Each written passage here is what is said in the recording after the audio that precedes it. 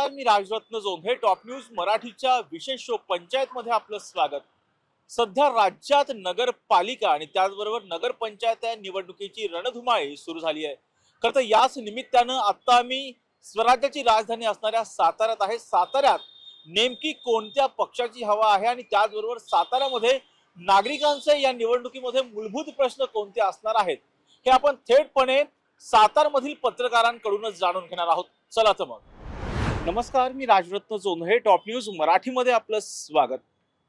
खरं तर पाहिलं तर स्वराज्याची राजधानी असणाऱ्या साताऱ्यात नगरपालिकेच्या निवडणुकीची रणधुमाळी ही सुरू झाली आहे.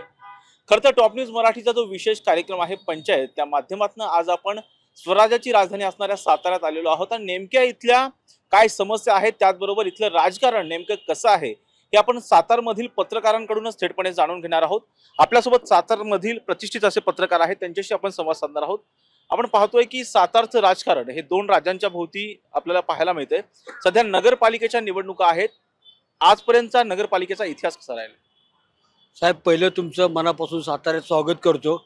आपण सांगितलं की छत्रपतींची राजधानी आहे सातारा आणि खरोखर छत्रपतीची राजधानी आहे, पण अलीकडच्या काळामध्ये एक दोन्ही राजे वगळता इतर तिसरा पर्याय झालेला नाही. म्हणजे थोडक्यात राजकीय नसबंदी झालेली आहे, त्यामुळे त्याच्यात वाढ झालेली नाही.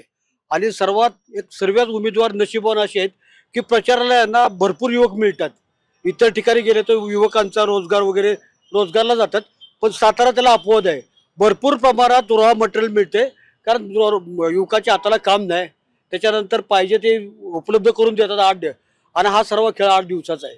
त्यामुळं महागाई, बेरोजगारी, रस्त्यातले खड्डे वगैरे हे आता ते पेटी बंद केलेले आहेत आणि त्याच्यानंतर इलेक्शन झाल्यानंतर पुन्हा ते पेटीतनं काढणार आणि पुन्हा ते सुरू होणार आहे.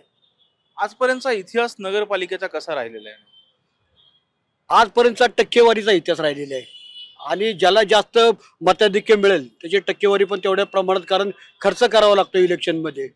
आता जनतेने सांगितलं, जनतेचा उठाव आहे, असं कुणी जनता सांगत नाही की बाबा तार करत नाही की तूच उभा राहा म्हणून, पण बोलताना सांगणार की मी कार्यकर्त्यांची हितगुज साधतो आणि तुम्हाला बोलतो.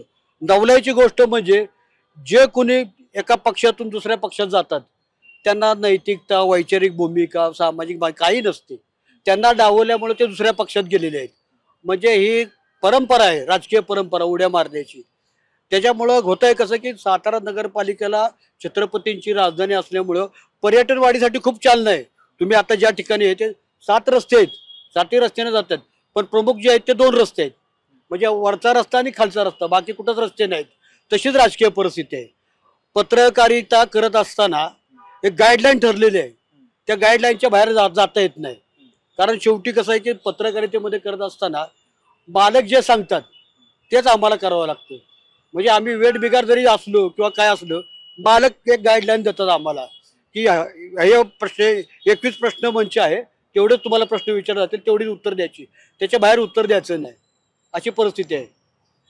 सध्या पाण्याचा प्रश्न आहे. 2-2 दिवस ज्या ठिकाणी पाणी येत नाही त्या ठिकाणी लोक प्रचाराला जातात. आता हे हद्दवाढ झालेली आहे. साहेब, असं आहे की मी ज्या ठिकाणी शाहूपुरी राहतो त्याच्या प्रभाग क्रमांक 9, 30 वर्ष झालं गटर बांधकाम नाही. 30 वर्ष झालेली आहे. आणि प्लॉटिंग केल्यानंतर ज्या दिवशी प्लॉटिंग केलं जातं त्याच्या दुसऱ्या दिवशी रस्ते आणि गटर तयार केली जातात, जेणेकरून प्लॉटिंगचे दर वाढले पाहिजेत. आणि प्लॉटिंगचे दर वाढल्यामुळे लोकांना तो विकास दिसतो, तर तसा काही विकास वगैरे काही नाही. ही एक भ्रमक कल्पना आहे आणि खूप मोठ्या प्रमाणात अंधश्रद्धा आहे. आज तुम्ही बघितलं असेल की आता पाचगणीच्या ठिकाणी तर नागा साधूंनी एका उमेदवाराचंच अपहरण केलं, जादू टोना करण्याचा. डॉक्टर नरेंद्र दाभोळकरांची भूमी आहे, पण आजही हात दाखवणे किंवा गंडाद्वारा ही सर्व प्रमाणात चाललेली आहे. आणि ही खूप मोठी खंत आहे, व्यक्तिगत पातळीवर ही खूप मोठी खंत आहे. पत्रकार म्हणून मी अपयशी ठरलेलो आहे. सर, आपण पाहिलं तर कोणत्या प्रमुख मुद्द्यांवरती इथली निवडणूक होत असते? सातारा शहरामध्ये जर पाहिलं आपण तर भाऊसाहेब महाराजांपासून या सातारा शहराचा सर्वांगीण विकास भाऊसाहेब महाराजांनी जेवढा केला त्या पटीत मला वाटत नाही की त्यानंतर झालेला आहे. नगरसेवक बघितले तर या ठिकाणी टक्केवारीचं राजकारण जास्त आहे. आता मला सांगा, कॉन्ट्रॅक्टरला जर समजा 30-40% जर द्यावे लागत असतील तर त्यानं काम किती टक्क्यात करायचं? 50-60% तेवढं काम होत नाही. या आता केलेला जो रस्ता आहे तो पुढच्या वर्षी तो वाहून जातो, मग परत तो टक्केवारीसाठी तो परत करावा लागतो. म्हणजे दरवर्षी हे काम चालूच आहे. त्यामुळे असं परमनंट असं काम कुठलं सातारा त्याच्यात शहरात झालेलं नाही. सातारा जिल्ह्याचा बघितलं तर आपण साधारणतः 4 आपल्या ह्याला मंत्रिपद आहेत जिल्ह्याला, 2 खासदार आहेत. तरी पण सातारा शहर जिल्हा हा तसा म्हणजे मागास राहिलेला मला वाटतो. कारण कुठल्याही बाबतीत मुलांना नोकरी धंदा असू द्या, मुलांना यासाठी मुंबई पुण्याला नोकरी व्यवसायासाठी जावं लागतं. या ठिकाणी तो पोटेन्शियल मिळत नाही. दुसरा विचार केला, शहराचा विचार केला तर एवढे नगराध्यक्ष झाले किंवा एवढं आता सत्ता पलटी झाली. 25 वर्ष साधारणतः उदयन महाराजांकडे नगरपालिका होती. पण आपण पाहतो तर या सातारा शहरासाठी येणारा जो पर्यटक आहे, आपण कासकडून जर वरून आलो तर पर्यटक हा तिथंच अडकला जातो समर्थ मंदिर एरियात. साधारणतः 2-2 तास त्याला त्या ठिकाणी थांबावं लागतं. कशामुळे? ट्रॅफिक जाममुळे. मग हा सगळा आराखडा, ही दिव्य दृष्टी ही कुणाकडं दिसून येत नाही. त्यानंतर तो पर्यटक जर खाली आला, मोती चौकात आला, देवी चौकात आला, तिथं सुद्धा त्याला ट्रॅफिकला म्हणजे समस्येला त्या सामोरं जावं लागतं. अशा बऱ्याचशा समस्या आहेत. त्यानंतर पार्किंगची सोय नाही. बाहेरून आलेला व्यक्तीला गाडी पार्किंग करायला जागा नाही. टोचनवाले येतात, लगेच गाडी त्याला टोचन लावतात. त्यामुळं बाहेरच्या येणाऱ्या माणसांना इथं नाहक त्रास होतो. आपण पाहतो की जसं तुम्ही आता सांगितलं की या सातारा जिल्ह्यामध्ये 4-4 मंत्रिपद आहेत, 2 खासदार आहेत. असं असताना सुद्धा इथला विकास का होऊ शकत नाही? म्हणजे जनतेच्या ज्या मागण्या आहेत, जनतेच्या ज्या गरजा आहेत, त्याला ते पूर्णपणे का करू शकत नाही? विकास करण्याची मनापासून उत्खंड पाहिजे. त्या मंत्र्याला सातारा शहर आपलं घर आहे, हे कसं वाढलं पाहिजे, इथं विकास कसा झाला पाहिजे, हा कुणाकडेही अजेंडा नाहीये. त्यामुळे सातारा शहराचा विकास होत नाही. प्रत्येक जो आलेला मंत्री आहे हे आपलं स्वतःचं कसं घर भरेल या व्यतिरिक्त दुसरं काही करत नाही. सर, आपण पाहिलं तर या नगरपालिका निवडणुकीमध्ये उदयनराजे विरुद्ध शिवेंद्रराजे अशी लढत पाहायला मिळते. पहिल्यांदाच हे दोन्ही एकत्रितपणे निवडणुका लढतात. पहिल्यांदाच एकत्रितपणे लढतायत, बरोबर आहे. अनेक वर्ष या ठिकाणी दोनच हे प्रमुख प्रतिस्पर्धी या ठिकाणी लढत होते. 25 वर्षाचा हाच इतिहास आहे. कधी उदयनराजेंच्या गटाची सत्ता, तर कधी शिवेंद्रराजेंच्या गटाची सत्ता, असं कायम असं गणित इथलं राहिलेलं आहे. त्यामुळं जे दोन्ही बाजूचे समर्थक आहेत ते, म्हणजे राजांचं जरी मनोमिलन झालं असलं तरी या समर्थकांचं मनोमिलन झालंय का, हा मोठा प्रश्न आहे. कारण ते एकमेकाच्या विरुद्ध लढत आलेले आहेत. मग हीच अवस्था आहे. आणि दुसरी गोष्ट इथल्या राजकारणाची, मग ह्या अशा पद्धतीची सत्ता असताना मग ह्या वेळेला मनोमिलन जर व्हायचं होतं तर 50 जागा नगरपालिकेच्या आहेत. या 50 जागांच्यासाठी जर परस्पराच्या विरोधात जर ह्या दोन्ही आघाड्या लढल्या असत्या तर यांचे 50 त्यांचे 50 दोघांना संधी मिळाली असती. त्या दोन्ही बाजूचे जे हे होते, उमेदवार होते इच्छुक, ज्यांनी गेली काही वर्ष तयारी केली होती. नगरपालिकेची निवडणूक 8 वर्ष झालेली नव्हती. म्हणजे 2022ला मुदत संपलेली असताना आज तागायत निवडणुका झालेल्या नव्हत्या. त्यामुळे गेली अनेक वर्ष, 3-4 वर्ष तरी इथले नवीन इच्छुक जे होते तयारी करत होते, पण त्यांना संधी मिळत नव्हती. मग आता ह्या ठिकाणी यंदा इच्छुकांची संख्या खूप मोठ्या प्रमाणावर होती. नगराध्यक्ष पदासाठी सुद्धा दिसून आली, नगरसेवक पदासाठी सुद्धा दिसून आली. पण केवळ मनोमिलन झाल्यामुळे 50 लोकांनाच त्या ठिकाणी त्यांचं तुष्टीकरण होऊ शकलं. आता बाकीचे जे आहेत त्यांच्यामध्ये आपापसातच या ठिकाणी लढत होणार असे स्पष्ट दिसतंय आता. आणि दुसरं एक सांगायचं म्हटलं तर भाजपच्या झेंड्याखाली दोन्ही छत्रपती एकत्र आल्यामुळं महत्त्वाचं काय झालेलं आहे की जी आजपर्यंत 2 आघाड्या स्वतंत्र लढत असताना त्यांच्या वाड्यावर निर्णयाचे अधिकार होते, ते अधिकार भाजपच्या झेंड्याखाली हे एकत्र गेल्यामुळं भाजपनं ते त्यांच्याकडून बाहेर काढले. आणि यावेळेला उमेदवारांच्या इच्छुकांच्या मुलाखती या हॉटेल फर्नवर पार पडल्या. हे विशेष नोंद घेण्यासारखं आहे. यंदा पहिल्यांदाच हे घडलेलं आहे की निर्णय प्रक्रिया वाड्यातून बाहेर निघाली आणि बाहेर गेली. सर, आपण दुसरी एक गोष्ट पाहिलं तर ज्या 50 जागांसाठी आता मतदान होतंय, अनेक असे उमेदवार आहेत ज्यांनी अपक्ष उमेदवारी अर्ज दाखल केलेले आहे. सध्या ते भूमिगत आहेत, त्यांच्याशी संपर्क होत नाही. सरळ आहे की अनेक वर्ष आपण तयारी करतो आणि आपला संधी मिळत नाही. अशा वेळेला मग शेवटी त्यांनी एका उद्वेगातून, आणि लोकांचं आपल्याला समर्थन आहे पण आपल्याला उमेदवारी मिळाली नाही म्हणून त्यांनी अपक्ष अर्ज भरलेले आहेत. त्यांना त्यांच्या नेतृत्वाकडून प्रयत्न होत असतात उमेदवारी अर्ज मागे घेण्यासाठी. त्यामुळे बरेचसे जण गायब झालेले आहेत, कोणाची मोबाईल लागत नाहीत, अशी परिस्थिती आज सकाळपासून पाहायला मिळाली. त्याचा परिणाम ते आता बाहेर आहेत, ते अपक्ष त्यांचे अर्ज राहणार असं चित्र दिसतंय. साताऱ्यामध्ये असं प्रेशर पॉलिटिक्स वगैरे खूप आहे. प्रेशर पॉलिटिक्स असं साताऱ्यात असं सगळीकडेच त्या पद्धतीचं असतं. ते ह्या ठिकाणी काही वेगळा अशातला भाग नाही. कारण शेवटी नेतृत्वाचं काम आहे की आपले समर्थक निवडून येण्यासाठी इतरांना थोपवण्याचा प्रयत्न नेतृत्वाकडूनही होतो आणि ज्यांना उमेदवारी मिळाली त्यांच्याकडूनही होतो. सर, दुसरी महत्वाची गोष्ट म्हणजे सध्या आपण पाहतोय की भारतीय जनता पक्षामध्ये उदयनराजे असतील किंवा शिवेंद्रराजे असतील, दोन्ही एकत्र येत निवडणुका लढवत आहेत, त्यांचं पॅनल निवडणुकीच्या रिंगणात आहे, परंतु विरोधी पक्ष कुठंच दिसत नाही. काही झालंय मुळात केवळ भाजपला विरोधी पक्ष कुठं दिसत नाही, हे केवळ भाजपला दोष देऊन चालणार नाही. भाजपचाही रोल त्याच्यात महत्त्वाचा आहे. इव्हन नॉट सातारा, महाराष्ट्रामध्ये सर्वत्र जे विरोधी जे पक्ष आहेत, राष्ट्रवादी असेल, अजितदादाचे गट असेल किंवा शरद पवारांचा असेल, ह्या लोकांच्या आत्तापर्यंतची कामगिरी पाहता गेल्या अनेक वर्षापासून भ्रष्टाचार, बरबटलेले लोक यांची नेते मंडळी असतील, वाचाळवीर असतील, या सगळ्याचा परिणाम आहे की आता सातारा जिल्ह्याचंच प्रातिनिधिक स्वरूपात उदाहरण घ्यायचं म्हटलं तर शरद पवारचा एक केवळ शशिकांत शिंदे एकमेव नेता साताऱ्यात ताकदवान उरलेला आहे. आपण म्हणूया त्यांना ताकदवान, कारण ते अनेक मंत्रिपद राहिलेले आहेत. काँग्रेसच्या बाबतीत विचार केला तर पृथ्वीराज बाबा जे माजी मुख्यमंत्री आहेत ते आहेत. मग एकंदरीत ह्या विरोधकांची ताकद उरलेली नाही. त्यामुळं विरोधक किती सक्षमपणे निवडणुका लढतील हाही प्रश्न होतात. आणि त्यात तुम्हाला सांगतो की गेल्या 2 दिवसापासून जे अपक्ष उमेदवार जे निवडणूक रिंगणात उतरले होते ते कालपासून भूमिकेत स्वतःचे मोबाईल स्विच करून भूमिकेत झालेत. ह्याचा अर्थ काय समजायचा हो? प्रेशर नाही असं जर म्हणायचं, मग ह्यांना भूमिकेत व्हायची वेळ का आली? पारदर्शकपणे जर खेळीमेळीमध्ये निवडणुका जर व्हायच्या म्हटलं तर ही ह्यांच्या वेळ आली, ह्याचा अर्थ ज्यानं त्यांना समजून जावं. महत्त्वाचं, सातारमध्ये अनेक समस्या आहेत आणि याच कदाचित समस्या गेल्या अनेक वर्षापासून सुटत नाही. ज्या प्राथमिक स्वरूपाच्या समस्या आहेत, जसं की आपण ज्या ठिकाणी आता उभा आहे हे शिवतीर्थ आहे, साताऱ्यातलं हार्ट ऑफ सिटी म्हणजे हे ठिकाण आहे. इथून थोडंसं खाली गेलं की कॅम्पस म्हणून एरिया आहे, तिथून ते मंगळवार पेठेपर्यंत केवळ प्रमुख रस्ते 3 आहेत. आणि या रस्त्यांची तुम्ही अवस्था बघितली तर तुम्ही 4 व्हीलर घेऊन जर गेला, तुम्हाला एखाद्या हॉटेलमध्ये साधी पाण्याची बॉटल जर घ्यायची म्हटली 2 मिनिटं तर 4 व्हीलर उभी करायला कुठेही जागा नाही. अतिक्रमणाच्या समस्या आहेत, रस्ते छोटे आहेत आणि पालिका वर्षानुवर्षी ह्या समस्येकडे पाहतच नाहीत.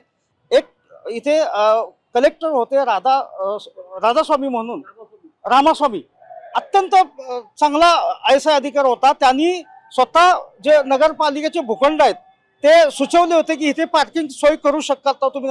नगरपालिका हे भूखंडावर पार्किंगची सुविधा करण्यासाठी तयार नाही. त्यांना कुठेतरी मॉल, शॉपिंग मॉल काही उभारायचं आहे, जागा भाड्यानं द्यायचं आहे, त्याचं भाडं हडप करायचं, हेच दिवसेंदिवस चाललेलं आहे. एकंदरीत ज्या समस्या आहेत ते सुटायला तयार नाहीत. कोणी इथे सत्तेवरती येऊ दे.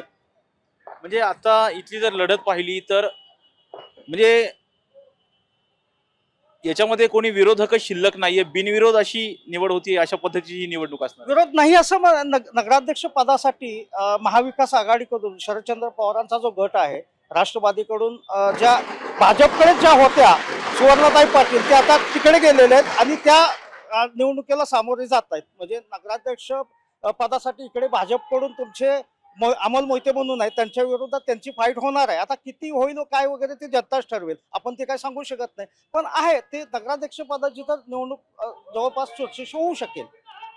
सर, सध्या ठीक आहे, हे वरच्यावरती जरी महाविकास आघाडीकडे उमेदवार नसतील तरी मतदारांच्या सध्या काय भावना आहेत या निवडणुकीच्या बाबतीमध्ये?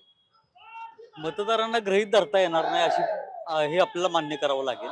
कारण सगळं आलबेल आहे असं काही नाही. मतदारांच्या भावना वेगळ्या असू शकतात. मतदार कोणाशी बांधील नाहीत, हे उमेदवार बांधील असले तरी मतदार काय बांधील नाहीत. त्यामुळे ह्या ठिकाणी नगराध्यक्षपदाची यांनी सांगितल्याप्रमाणे निवडणूक अत्यंत अटीतटीची होऊ शकते किंवा कदाचित त्यामध्ये काही ट्विस्ट सुद्धा येऊ शकतो.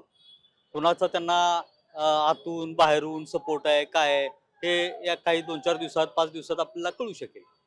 सर, अंतर्गत स्पर्धा म्हणजे उदयनराजे असतील किंवा शिवेंद्रराजे असतील यांच्यामध्ये अंतर्गत स्पर्धा या निवडणुकीमध्ये दिसू शकते का? अंतर्गत स्पर्धा तशी काही फारशी निदर्शनास कुठं आलेली नाही. किंवा म्हणजे कसं झालं की शिवेंद्रराजे आता सार्वजनिक बांधकाम मंत्री आहेत आणि त्यांचं गेल्या काही वर्षामध्ये खूप चांगली ताकद सातारा शहरामध्ये, सातारा विधानसभा मतदारसंघामध्ये वाढलेली आहे आणि त्यांच्या त्या ताकदीचा उपयोग लोकसभा निवडणुकीमध्ये उदयनराजे यांना चांगल्या पद्धतीने झालेला आहे. पण त्यामुळं आता नगरपालिका निवडणुकीत काहीसं उदयनराजेच बॅकफुटवर असल्याचं दिसलंय. कारण प्रत्येक गोष्टीमध्ये उमेदवारीच्या बाबतीत सुद्धा मनोमिलन होणार की नाही होणार ही स्पष्ट भूमिका शिवेंद्रराजेंनी घेतली, पण तशी स्पष्ट भूमिका उदयनराजेंच्याकडून सुरुवातीला तरी दिसत नव्हती, पण स्पष्ट भूमिका शिवेंद्रराजेंनी घेतली की मनोमिलन असेल, भाजपच्या झेंड्याखाली आम्ही सगळे लढणार आहोत. म्हणजे शिवेंद्रराजे वरचढ ठरतात. हा ते माझ्याकडनं तुम्ही वधवून घेण्याचा प्रयत्न करताय, पण ती वस्तुस्थिती आहे आता, म्हणजे ते किंग ठरलेलेच आहेत. सर, दुसरा एक महत्वाचा प्रश्न म्हणजे MIDCचा प्रश्न खूप दिवस झालं प्रलंबित आहे. पुण्या अर्थात सातारची जी मुलं असतात ते पुण्यासारख्या ठिकाणी कामासाठी जातात, इथला MIDCचा प्रश्न अजूनही प्रलंबित आहे. MIDC व्यतिरिक्त या ठिकाणी श्रीमान छत्रपती शिवेंद्रसिंह राजे भोसले यांच्या नेतृत्वाखाली या ठिकाणी IT पार्क आणि उदयनराजे भोसले या दोघांच्या सहमतीनं या ठिकाणी IT पार्क होतोय, त्यामुळे त्याचं उद्घाटन पण झालेलं आहे. तर तो प्रश्न मला वाटतंय थोड्याच दिवसात समस्या ती सुटेल. सर, काय वाटतं कशा पद्धतीचा निकाल यावेळी असू शकतो नगरपालिकेमध्ये? आता नुकताच नगरविकास आघाडीचे उमेदवार बाळासाहेब खंदारे यांची बिनविरोध निवड झालेली आहे आणि त्यांनी छत्रपती शिवाजी महाराजांच्या पुतळ्याला अभिवादन करून आभारी मानलेले आहेत.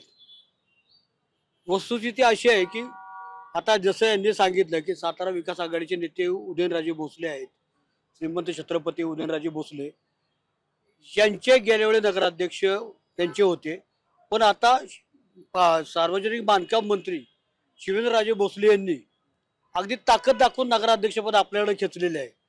आणि ही जी त्यांनी ताकद दाखवलेली आहे ती विकास कामाच्या जोरावरती दाखवली असं जर समज जरी असला तरी खऱ्या अर्थानं सक्षम उमेदवार त्यांनी आता रिंगणात आणलेले आहेत.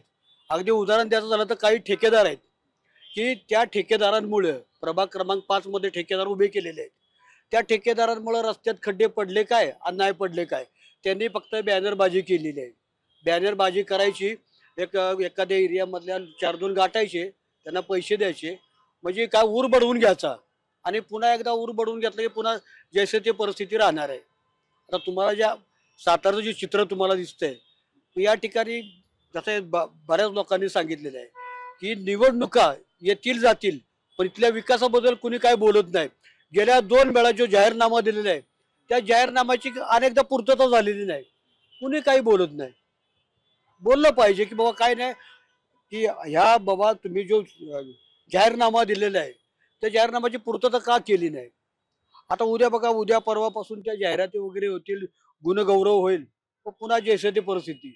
म्हणजे साताऱ्यामध्ये दररोज सकाळी 150 ते 200 लोक पुण्याला कामाला जातात. ही साताऱ्यासाठी भूषणवन आहे ना, पण ते मीडियापर्यंत ते पोहोचत नाही. आता का पोहोचत नाही तर म्हणजे आत्मचिंतन करण्याचाच प्रकार आहे की का पोहोचत नाही ते. खरं तर आपल्यासोबत अजूनही काही पत्रकार आहेत, त्यांच्याशी आपण संवाद साधणार आहोत. तुम्ही ह्या नगरपालिकेच्या निवडणुकीकडे कसं बघता? पहिल्यांदा हे 2 राजे एकत्र येतात, विरोधी पक्ष हे कुठेतरी कमकुवत दिसतात. या ठिकाणी पाहायला गेलं तर दरवेळेस पाहिलं तर सातारा नगरपालिकेची निवडणूक जर 5 निवडणूक लागते, ह्यामध्ये पाहायला गेलं तर दोन्ही राजांची मनोमिलन हे आघाड्यांमधूनच होत असतं निवडणूक.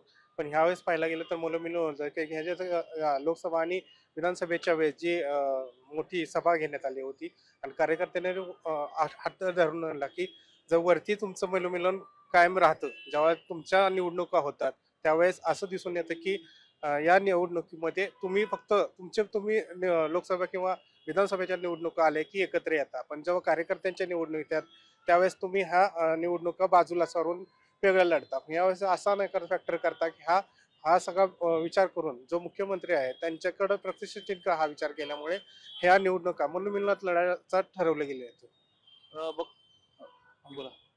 मला एक महत्त्वाचा मुद्दा मांडायचा आहे. निवडणुका होतील त्यांच्या पद्धतीनं होतील, पण लोकांना एक अपेक्षा आहे आणि कदाचित ती रास्त पण आहे की पहिल्यांदाच नगरपालिकेच्या ह्याच्यामध्ये नगरविकास आघाडी जी मंत्री शिवेंद्रराजेंची आहे त्यांचा नगराध्यक्ष होतोय आणि मॅक्सिमम जी नगरसेवकांची संख्या आहे ती त्यांचीच राहणार आहे. त्याच्या खालोखाल कदाचित सातारा विकास आघाडी म्हणजे उदयनराजे राहू शकते आणि विरोधक जेमतेम किती आता 8 ते 10च्या आसपासच राहतील. पण महत्त्वाचा सातारकरांची ही अपेक्षा राहील कारण शिवेंद्रराजेंना जसा राजकीय वारसा आहे पण विकास कामाच्या बाबतीत त्यांना फार मोठा वारसा आहे. जे श्रीमंत छत्रपती स्वर्गीय अभयसिंहराजे भोसले यांनी केवळ साताराच नव्हे तर सातारगडचा पश्चिम सातारा तालुक्यातला भाग असू दे ते अत्यंत चांगला, आजही लोक त्या विसरू शकले नाहीत, चांगला विकास केलेला आहे. आणि त्यांचा हा वारसा हा नगरपालिकेच्या माध्यमातून सातारा विकासासाठी चांगल्या पद्धतीनं त्याची अंमलबजावणी शिवेंद्रराजे करतील अशी लोकांना अपेक्षा आहे. थोडक्यात की हे जे नगरसेवक आहेत, जे कारभार पाहणार आहेत, त्यांच्यावरती त्या प्रकाराने विकासाच्या अनुषंगाने शिवेंद्रराजे अंकुश ठेवतील आणि खरोखरच येणाऱ्या 5 वर्षामध्ये मोठा कायापालट होऊ शकेल अशी लोकांना अपेक्षा आहे. बघूया आता येणारा काळ त्यात शिवेंद्रराजे किती सक्सेस होत आहेत वगैरे हेच पाहायला मिळेल आपल्याला. कोणत्या मुद्द्यांच्या भोवती ही निवडणूक होऊ शकते असं वाटतं? नाही, मला काय म्हणायचं आहे, आतापर्यंतच्या निवडणुका ज्या झाल्या त्या दोन्ही आघाड्यांबरोबर झाल्या, पण आताची निवडणूक अशी वाटते की ही पक्षाची निवडणूक आहे. आज फॉर्म माघार घेण्याचा होता, बरेच अपक्ष उमेदवारांनी रडत आपले अर्ज माघार घेतले, त्याने आपल्या व्यवसाय या खुलेआम पत्रकारांसमोर मांडलेले आहेत. म्हणजे कुठंतरी जे अपक्ष उमेदवार आहेत त्यांच्यावरती कुठेतरी दडपण होतं किंवा आपण म्हणतो की लोकशाहीमध्ये खुल्या पद्धतीने निवडणुका झाल्या पाहिजे, प्रत्येकाला लोकशाहीमध्ये अधिकार आहे, अशा पद्धतीने होत तशा पद्धतीने झालेले आहेत. अर्ज घेताना त्यांच्यावर बरेच जणांचे दडपण, कॉल, फोनाफोनी असे प्रकार झालेले आहेत. काही जणांनी भीतीपोटी हे आपले अपक्ष उमेदवार जे होते त्याने आपली माघार घेतलेली आहे. बरं, इथली निवडणूक कोणत्या मुद्द्यांवर होणार आहे? निवडणूक असं हे विकासाच्या मुद्द्यावर होणार असं म्हणतात, पण प्रत्यक्ष आपण बघूया की विकास होतोय की नाही. अर्थात हे होते साताऱ्यामधील पत्रकार. या पत्रकारांकडूनच आपण जाणून घेतलं आहे की साताऱ्यामध्ये सध्या कोणत्या मुद्द्यांवरती निवडणूक होऊ शकते आणि त्याचबरोबर सातारमधील नगरपालिका निवडणुकीमध्ये कोणत्या पक्षाचं वर्चस्व असणार आहे. त्याचबरोबर इथे शिवेंद्रराजे विरुद्ध उदयनराजे अशी जी लढत होते, पहिल्यांदाच हे दोन्ही राजे एकत्र येत निवडणूक लढवत आहेत. त्यांना कशा पद्धतीनं उद्धव ठाकरे यांची शिवसेना असेल, त्याचबरोबर शरद पवार यांचा राष्ट्रवादी काँग्रेस पक्ष असेल किंवा त्याचबरोबर जर पाहिलं काँग्रेस पक्ष कशा पद्धतीनं त्यांचा मुकाबला करतो हे पाहणं आता महत्त्वाचं असणार आहे. व्हिडिओ जर्नलिस्ट निलेश लोहारसह राजरत्न जोधे, टॉप न्यूज मराठी, सातारा. तुमची car, electric panel, data server आगीपासून सुरक्षित आहे का? नाही? मग आजच बसवा F protect temperature activated fire suppression device. यामध्ये आहे eco friendly non toxic pressurised liquid, जे आग लागल्यास क्षणार्धात ऍक्टिव्हेट होऊन आगीवरती मिळवते नियंत्रण. बसवण्यास अतिशय सोपे आणि सुटसुटीत. टेकालिपचे एक दर्जेदार उत्पादन एफ प्रोटेक्ट.